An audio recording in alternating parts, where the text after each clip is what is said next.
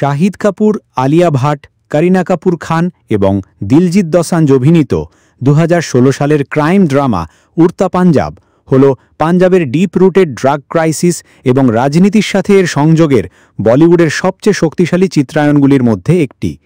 অভিষেক চৌবে দ্বারা পরিচালিত এই সিনেমাটি অনেক বাধার সম্মুখীন হয়েছে, যেমন সেন্সর বোর্ডের সাথে দীর্ঘ লড়াই, পাঞ্জাব সরকারের ব্যাকল্যাশ এবং ব্যাপক অনলাইন পাইরেসি।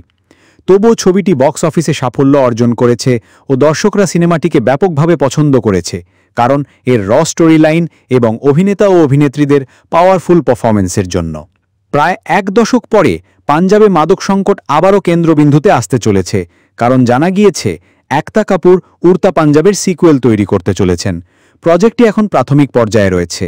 জানা গিয়েছে একতা কাপুর আকাশ কৌশিককে ছবিটি লেখার এবং পরিচালনা করার জন্য নিযুক্ত করেছেন। উড়তা পাঞ্জাব 2 বর্তমানে রাইটিং স্টেজে রয়েছে এবং সব ঠিক থাকলে আগামী বছরে সিনেমাটির প্রোডাকশন শুরু হবে।